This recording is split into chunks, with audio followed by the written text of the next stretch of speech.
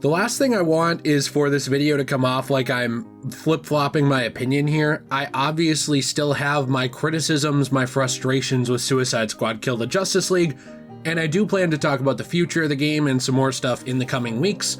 That said, I actually wanted to take a look at this game a little more positively and take a look at 5 things I actually really like in Suicide Squad Kill the Justice League. 5 things I think are done well, 5 things I enjoy.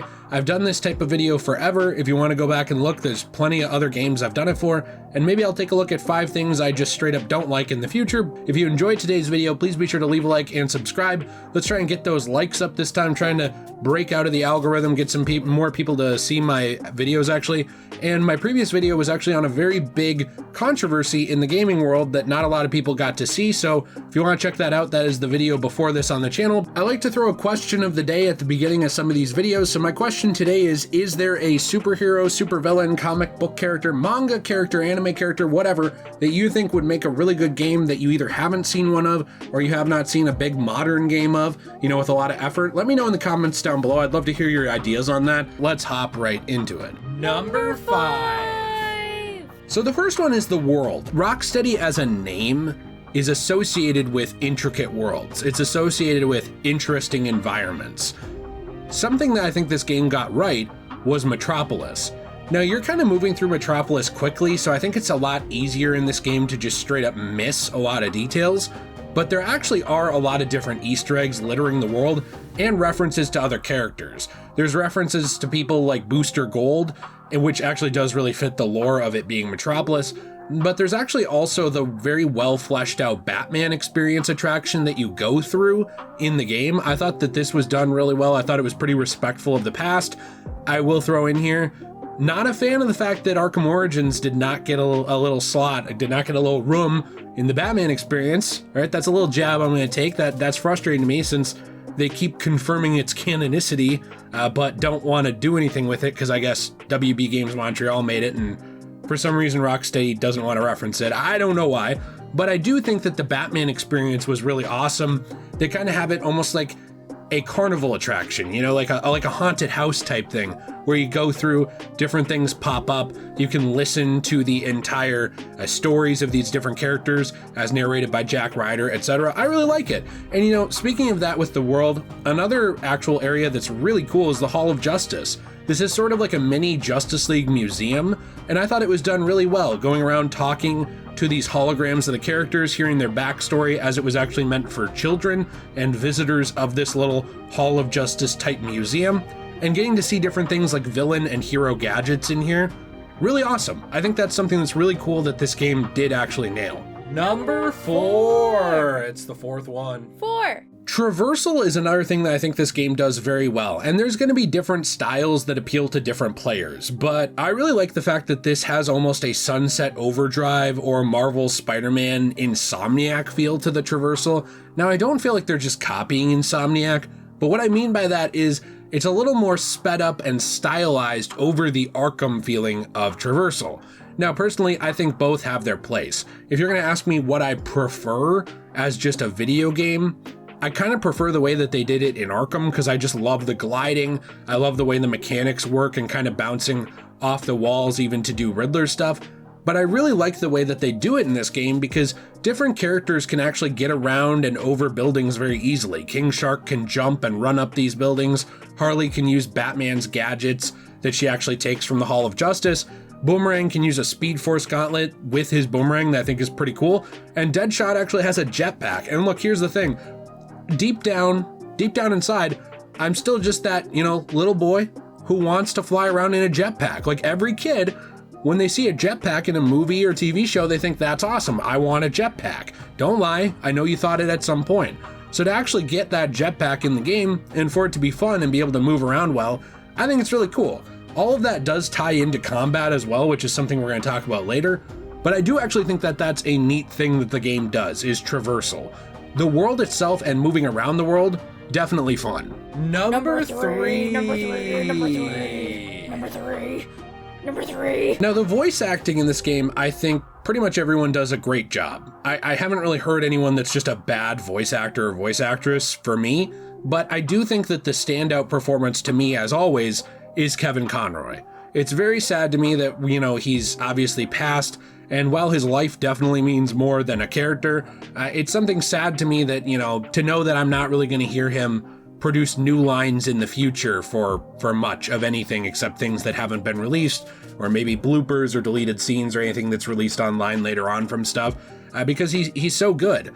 At too young an age, I lost my parents to the city's greatest enemy, crime.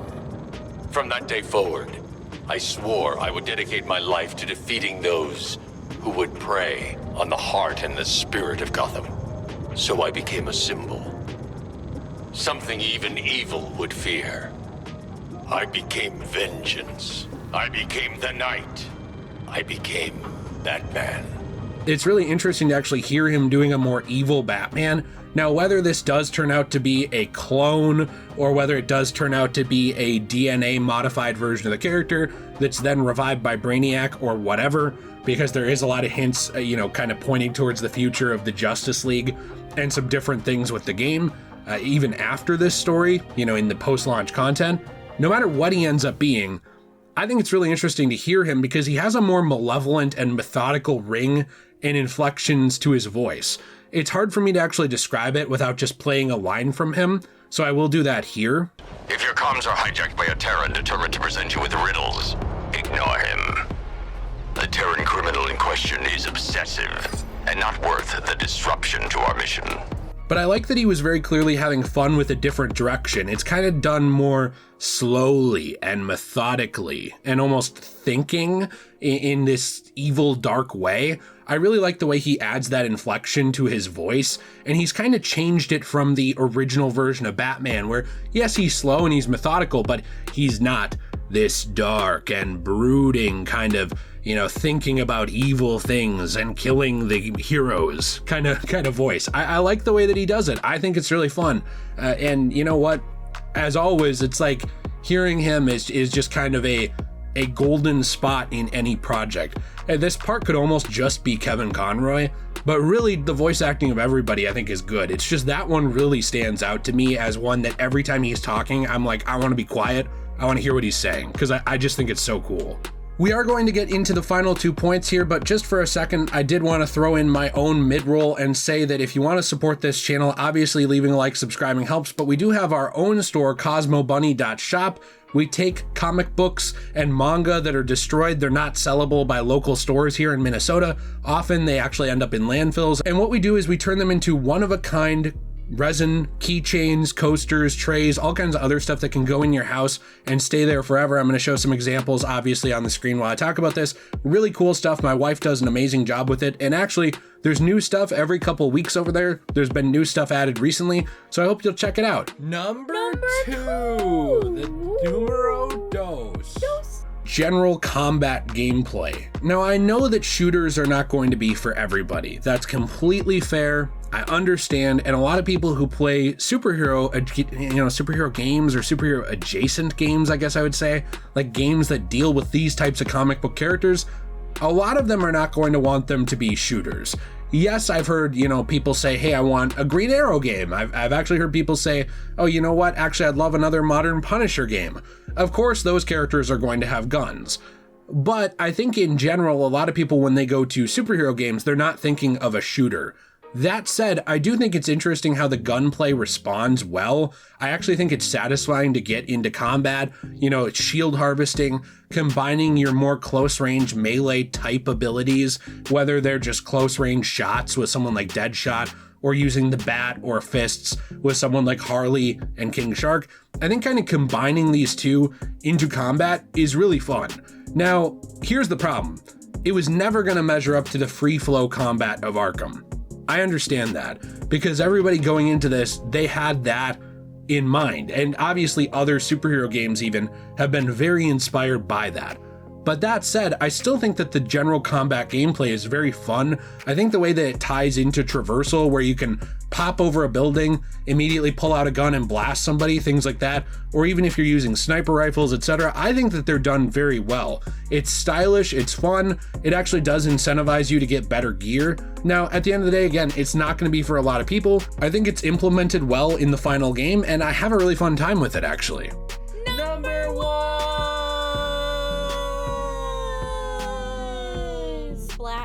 So the final one is a double-edged sword. It's something that I'll probably talk about if I do a things that this did wrong video. We'll have to see. If you guys want to see that, let me know in the comments down below, because I am interested. But with this game, free content is something that I think is good. I think it's something that's interesting. It's something that, when done right, is actually a positive with games as a service as an idea. That said, it's always funded by a lot of microtransactions. It's always funded by putting the most interesting emotes or the most interesting gear pieces in a store. That's why it's a double-edged sword to me. It's a good thing in the sense of getting free content. I like that. Getting story updates. But it also means that the base game never really ends a story. Like, a story is not a self-contained thing in a games as a service. That's why this is like such a double-edged sword to me.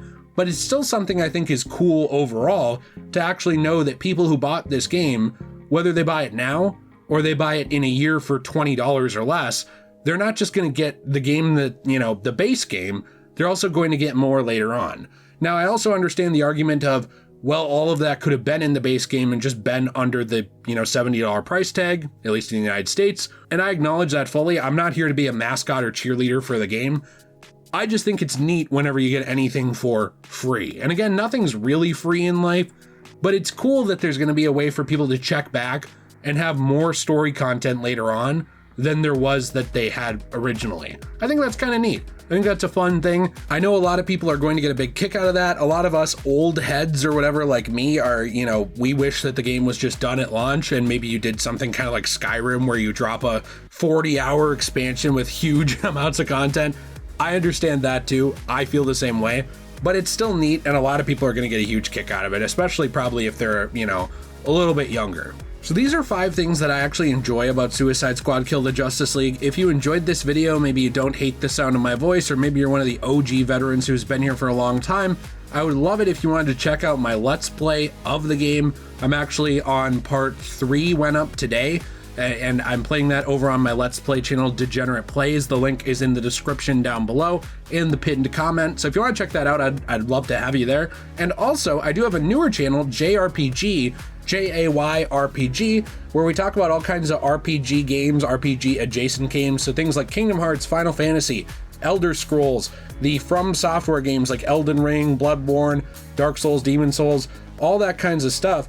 We're talking about over there, and even some more niche, lesser known stuff. I'd love to see you over there. I'm trying to grow that channel, maybe eventually get it monetized, and maybe eventually we can get it to the point this channel's at. I appreciate you all very much. Have a fantastic day. Leave a like, subscribe, CosmoBunny.shop in the description and the pinned comment down below. Our store. Use code DJAY123 for 10% off there, and that same code works on Fortnite on the Fortnite store for supporter creator. As always, everybody, stay shway.